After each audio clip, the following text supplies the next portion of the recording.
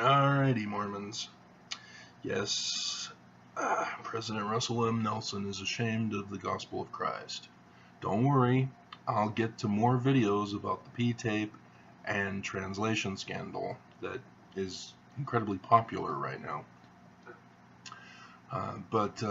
Yes, Nelson is also ashamed of the gospel of Jesus Christ.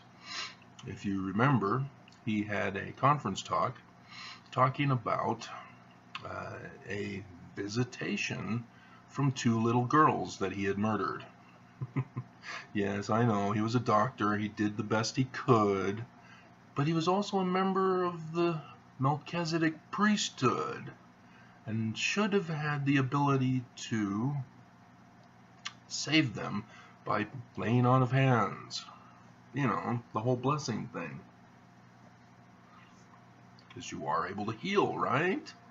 Having the Melchizedek priesthood, you can heal, right? It's not just letting go and letting God. This is actual power from God, where you can raise the dead, heal the sick. That's what Jesus did. Is this the Melchizedek priesthood not the power and authority of Jesus to do the same? So again, President Nelson in this talk of two little girls is ashamed of the gospel of Jesus Christ. So I'll play it for you, and then I'll demonstrate where he goes wrong. In my last conference message, I related my devastating experience many years ago when, as a heart surgeon, I was not able to save the lives of two little sisters. With permission of their father, I would like to say more about that family. Congenital heart disease afflicted 3 children born to Ruth and Jimmy Hatfield. Their first son, Jimmy Jr., died without a definitive diagnosis. I entered the picture when the parents sought help for their 2 daughters, Laurel Ann and her younger sister, Gay Lynn. I was heartbroken when both girls died following their operations. Understandably, Ruth and Jimmy were spiritually shattered. Over time, I learned that they harbored lingering resentment toward me and the church. For almost 6 decades, I have been haunted by this situation and have grieved for the Hatfields. I tried several times to establish contact with them without success.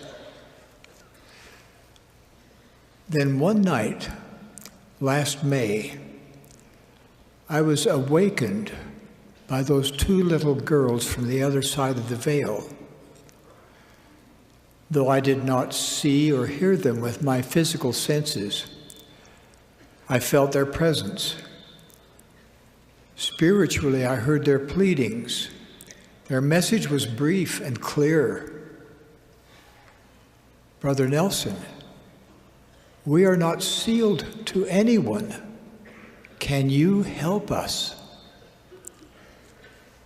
Soon thereafter, I learned that their mother had passed away, but their father and younger brother were still alive.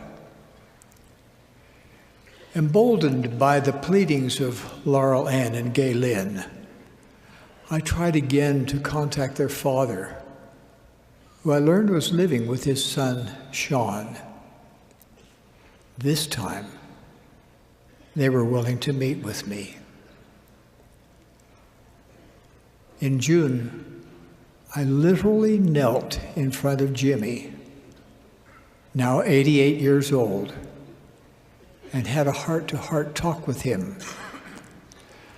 I spoke of his daughter's pleadings and told him I would be honored to perform sealing ordinances for his family.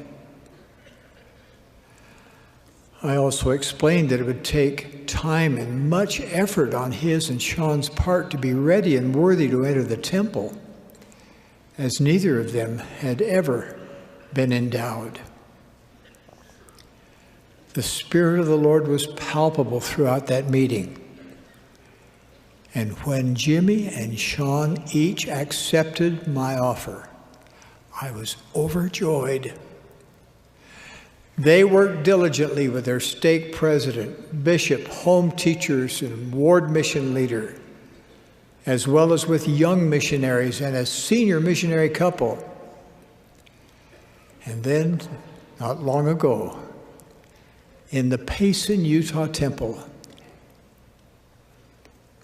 I had the profound privilege of sealing Ruth to Jimmy and their 4 children to them.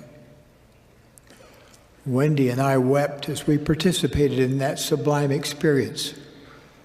Many hearts were healed that day. On reflection, I have marveled at Jimmy and Sean and what they were willing to do. They have become heroes to me. Did you catch it? Mormons, are you familiar with the first vision account of Joseph Smith? How many of you believe he physically saw with his own eyes Heavenly Father and Jesus Christ? How many think that Joseph Smith, just had a dream, a vision, so that he didn't really see Heavenly Father and Jesus Christ?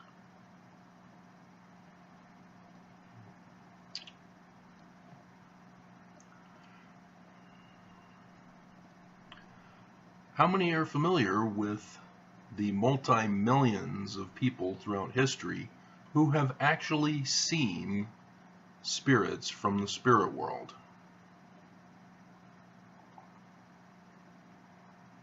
So why didn't President Russell M. Nelson come out and say, I saw these 2 girls at the foot of my bed, physically saw them, they spoke to me? Do you know how much more powerful that would have been? Do you know how reassuring that would have been for members of the church who haven't seen spirits from the spirit world, but have faith that the church is correct? That is the case? That our bodies have actual spirits? And that those spirits are truly separated at death? And that those spirits are right here among us, awaiting the resurrection?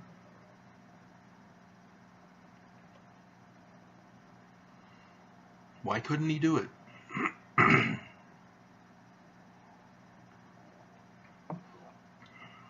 Instead, he says, just a dream. Although he does say he was awoken, doesn't he? So it's not a dream, even. If it were a dream, okay, I guess people visit through dreams and dream symbolism. You know, like I have with President Hinckley when he gave me the key to his office, and President Monson when I tried to give him those boots that I was in possession of, and he refused to take the boots, and so I remained in the possession of the boots. Those were dreams. They didn't actually visit me. So why couldn't he do this? Why tell a story where you don't talk about having actually seen spirits from the spirit world? You're a prophet. It's okay.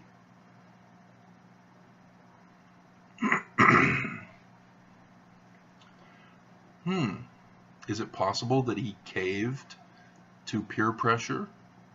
That if he were to actually say, yeah, I saw dead people, that psychiatry would rise up and say, oh, he's got a mental illness, we need to put him on drugs. Did you know that's what they believe? They don't believe in the religious visions of angels and messengers or spirits from the spirit world. So psychiatry sees religion as a mental illness. Is that why he couldn't come out and say it? No, he's very clear. I did not see them with my physical eyes. So can spirits only be seen with spiritual eyes? Heard with spiritual ears?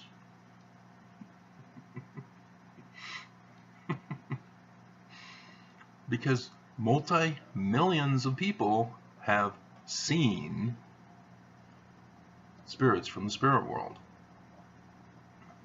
So why couldn't he do it? Well, the answer is he's preaching a different gospel. He's ashamed of the true gospel of Jesus Christ. The plan of salvation he is ashamed of. See, because what is spirit? It's element. You know, like that chemistry class you take in high school, and I think I took as an elective. I don't know what I was thinking. So yeah, as a kid, that was like, oh man, I gotta memorize all these atomic numbers and atomic signs. This doesn't match with the name. But yeah, they're all physical elements. Everything in nature is physical, and thus complies with physical law. If you don't understand how that works, and how God, if he then is a physical being, you know, God has a body of flesh and bones, and the spirit is a spirit element, combination of the elements into a spirit body. That is your doctrine, right, Mormons? Which means it's physical element. It's not a supernatural element as Christians believe. Thus, you're not Christian. You have a different God. The Mormon God is blasphemy to Christianity. I don't think you understand that. And yet you try to change your God, just as Brigham Young changed God.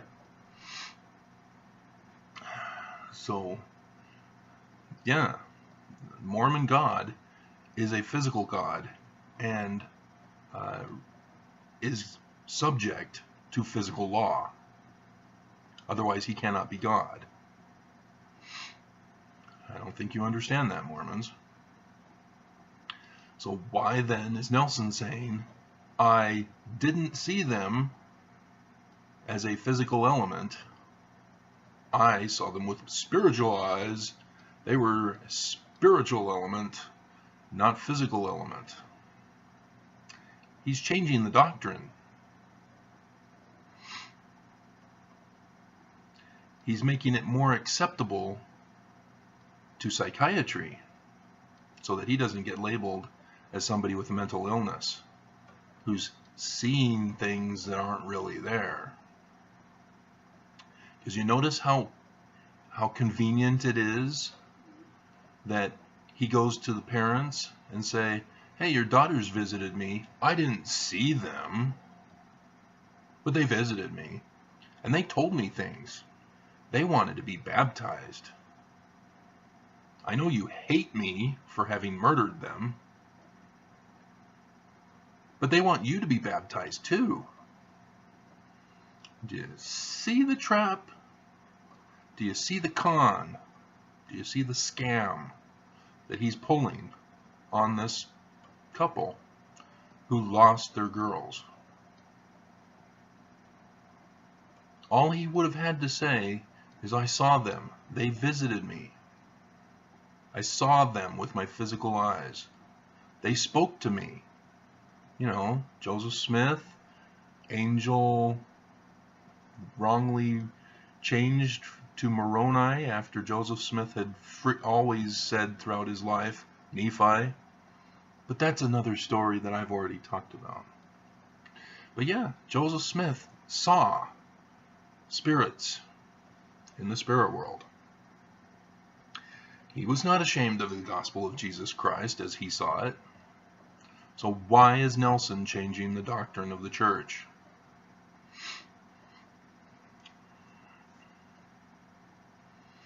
You know, Mormons, you can't apologize for him. He got up in general conference. He's promoting the gospel of feelings. Whatever you feel is fair game.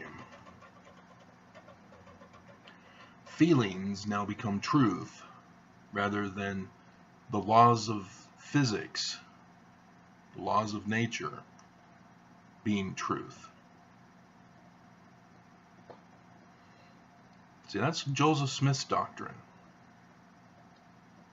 That everything in life has substance, has physical laws that they must conform to.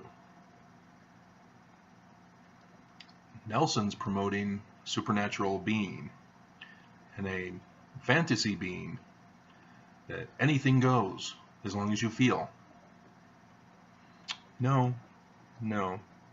And so as a result, he's pulling a con job because he's not talking about the true doctrine. He's not talking about the Mormon concept of spirits in the spirit world. They don't appear without appearing and talk without talking. That's not the Mormon gospel. That's not the Mormon laws. Because there's the Doctrine and Covenants passage that says, hey, when a spirit appears before you, here's a little test to confirm whether they're good spirits or bad spirits. What if Nelson's two girls were actually demon spirits trying to deceive him, pretending to be those two girls that he had murdered long before, that he didn't have the power of the priesthood to save? Because that's the other issue. Mormon doctrine, Mormon religion, is that when you go through the temple and you get the Melchizedek priesthood, you have the power of God. You can now heal the sick. You can now resurrect the dead. How many of you Melchizedek priesthood holders have healed the sick? Not just given them a blessing and that they were healed naturally over the course of weeks or months. Naturally. Which their doctor could have told them that.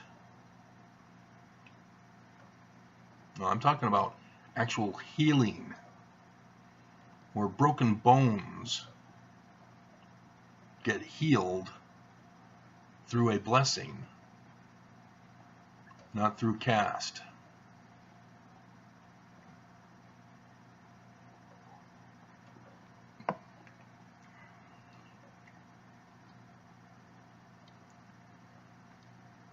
When I was up in Canada, my grandmother-in-law at the time, I think that's what she's called. She was my wife's at the time, now ex. It was her grandmother on her dad's side. She took in her daughter, my ex-wife's aunt, and the place became a mess, just a complete mess. And I'm serious, it was a mess. They had cats, and the cats made a mess. It needed to be condemned. The house was that bad. And so the grandmother got sick and was hospitalized. And this was a continual thing. She'd go to the hospital, get better, go back home to the dump, and get sick again. Yeah, I wonder why. And then I have to go to the hospital, and back and forth, back and forth, back and forth. Well, I join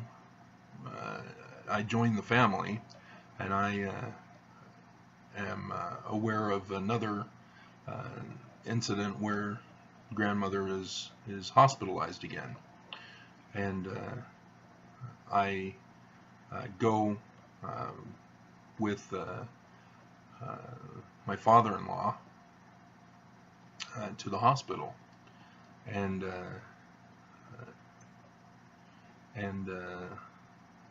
another aunt was there, and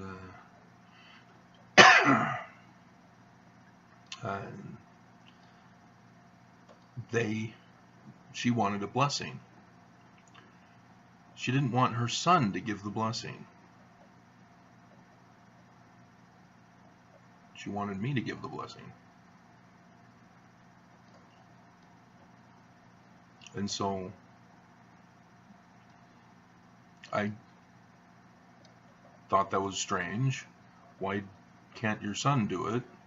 So I did it. And in the blessing, I was inspired to let her know that she had done a fine job raising her kids. She doesn't need to worry about them anymore.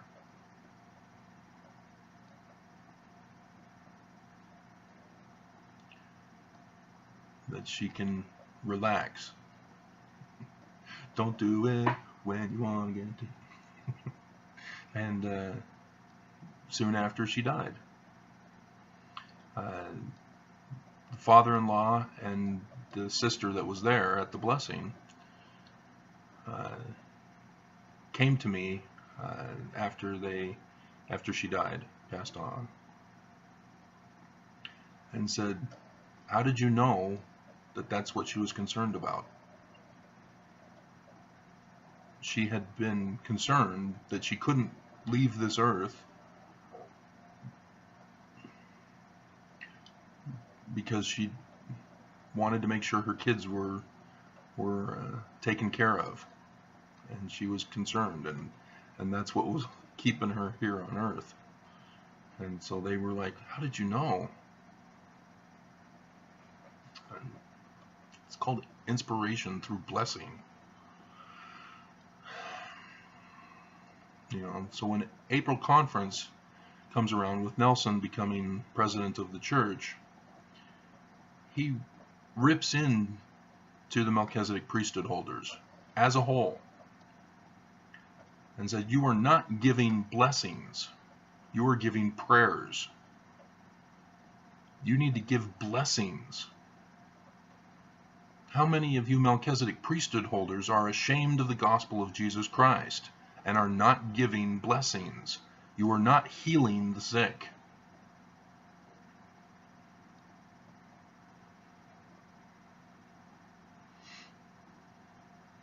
You know, with the Father's blessings, do you just give the rote prayer that I'm finding typical among Mormons? And you'll grow up, you'll have the priesthood if you're male, and you'll get married if you're female.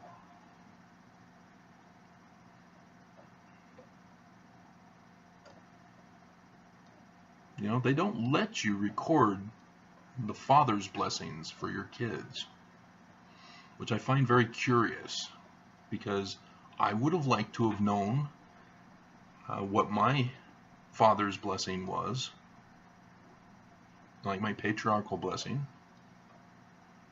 I would like to know if it happened as my father gave it.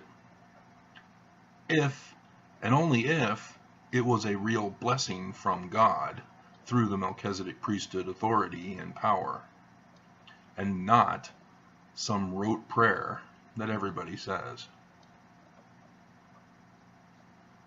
Because if it's just some rote prayer, I don't really care to hear it. It has no power. You can have all the feelings you want. It's not from God. Didn't think of it that way, did you?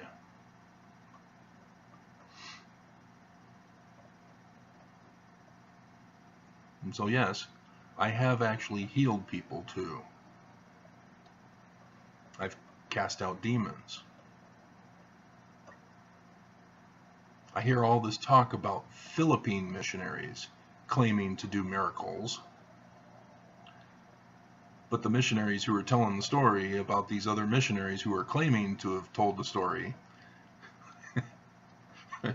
they've never done it.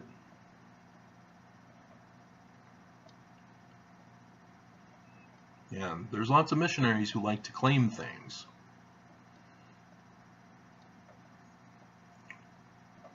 But are they pulling a scam like President Nelson just so that they don't lose face in front of members of the church, passing along fake stories in order to boost the faith of Mormons, get Mormons to follow them? You've seen angels, you've healed people. Oh, I want to belong to you because you can do this. You've got the power of God. Yeah. How many of those missionaries are pulling that kind of stunt?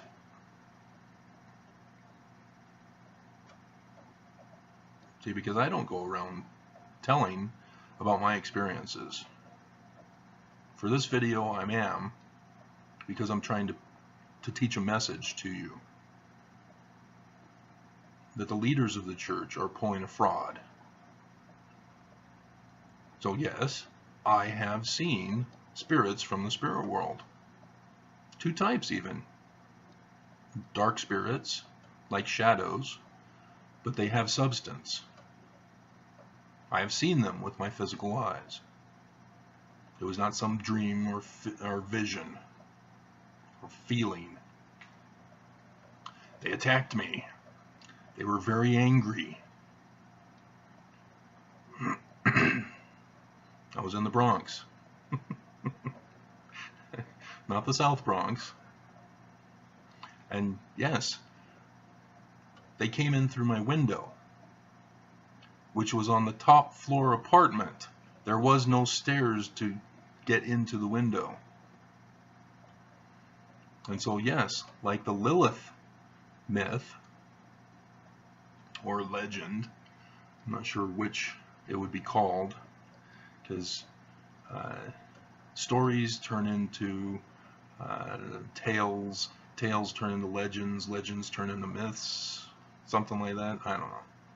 But that's why Jewish households have to make sure that their windows are shut and that they have the amulet hanging by the window, so that when Lilith comes in the middle of the night and with a newborn baby, typically it's male baby is the intended thing, but female babies also work in the story of that alphabet Ben Sira.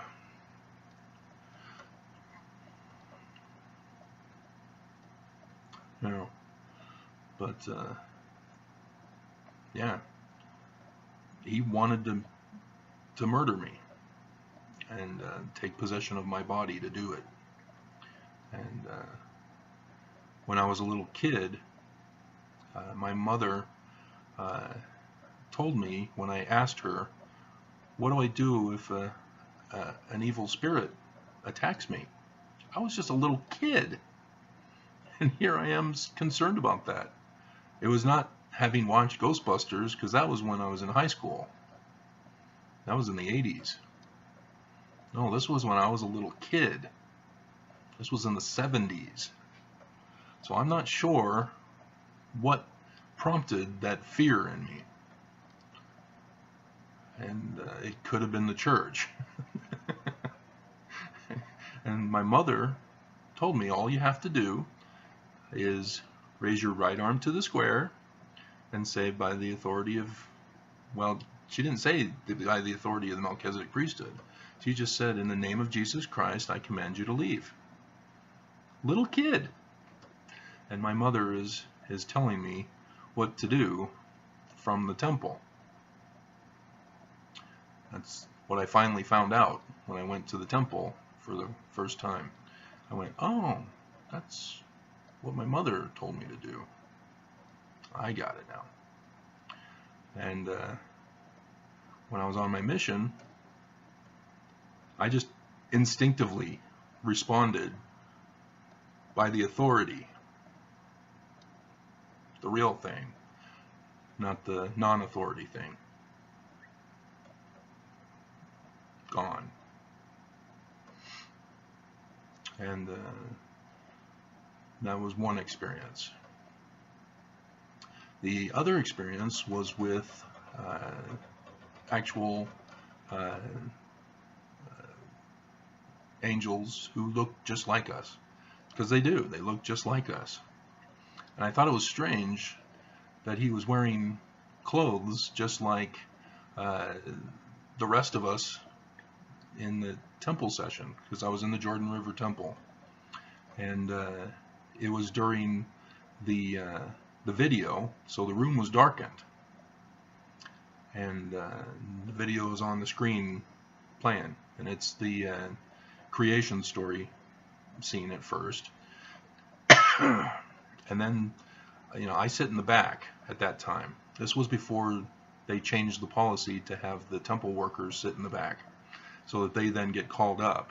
But then they changed it again so that all the temple workers would sit in the front again. But this time, I was always in the back, the last one. And sitting there, watching the video, and then all of a sudden, a bright light comes from behind us through the doors. And so I was not concerned about it, because it happens. People, temple workers, will come through the door, go back, come, you know, if they got to go to the bathroom during the video, you know, whatever. They don't stop it for the temple workers if they're not needed at that time. And so I thought, okay, it's just a temple worker coming in. But I looked over and saw an older man, bald hair, the balding gray white hair, and he had his whites on, white slacks, white shirt, suspenders even. I saw suspenders, and he had the belly, you know, jolly old elf, Santa Claus, you know, type thing, but he wasn't that obese as Santa Claus would be. He was moderately obese, as an old man is, as I am. But mine was caused by an enemy. Anyway, he had his temple robe pack with him, and he was rushing in. And I thought, why are they allowing him into the session? He must be a temple worker, because after a certain point when they start the video, they don't let people in.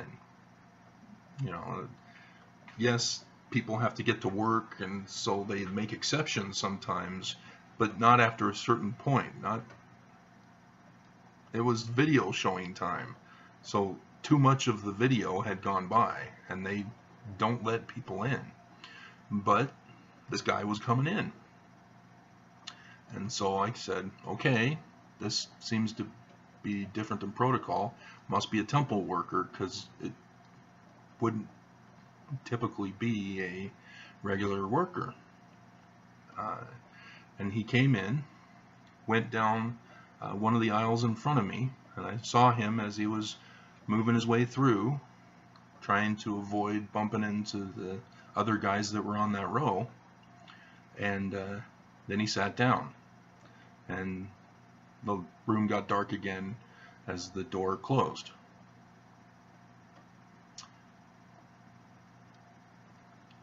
The lights came on as the video scene ended, and the temple worker gets up at the altar and does his role.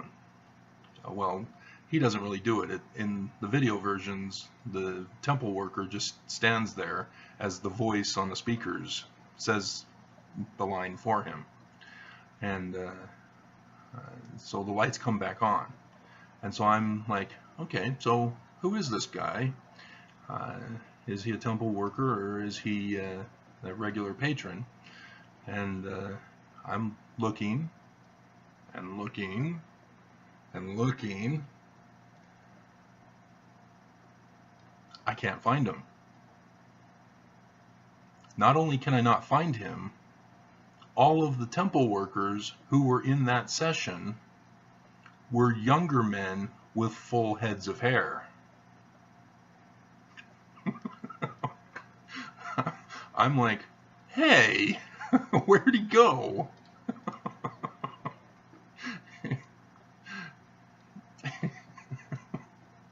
And so, yeah, I then realized I just saw an angel, a spirit from the spirit world.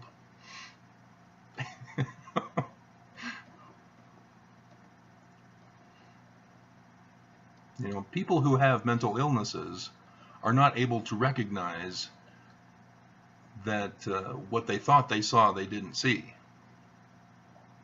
They still believe in the fantasy land. He's right there. Can't you see him? He's right there. He's talking to me. He's telling me to hurt myself. He's telling me to hurt others. No, we need to put you on drugs. No, see, there's a difference. You know, he didn't communicate with me. Just like Joseph Smith talked about. You know, they don't appear to you unless they have a message. They don't talk to you, I guess. They can appear, but they don't associate with you unless they have a message. And then when they have a message, they give it and they leave. If they're a deceiving spirit, they will want to try to talk to you. They will want to tell you something. And so what Nelson is describing is a scam, because those girls didn't physically appear to him. That's how you know. And so the president of the Church of Jesus Christ of Latter-day Saints was pulling a scam on the members of the church. So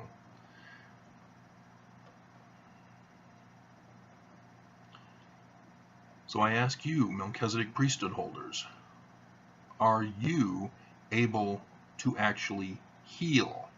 Are you able to see spirits from the spirit world? Not just claiming because you want to look cool in front of your peers.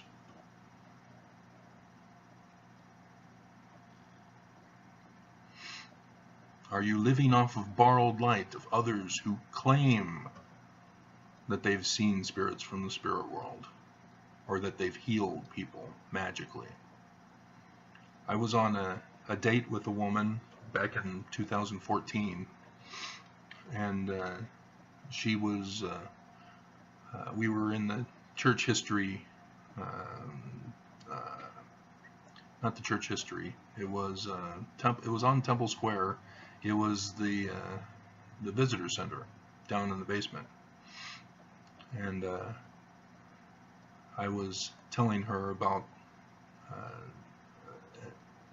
a spiritually uplifting stuff, and she then turned to me and said, "Oh yeah, President Monson, it's people saying that he actually raised somebody from the dead."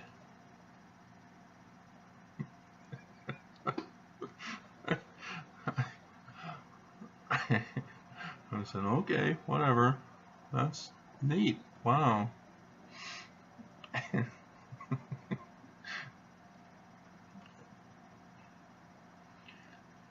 Be careful of hearsay, Mormons.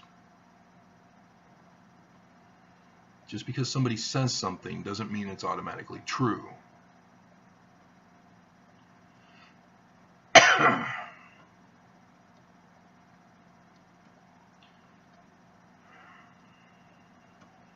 So, alrighty. That's that for that. Because we're looking at a long video here already.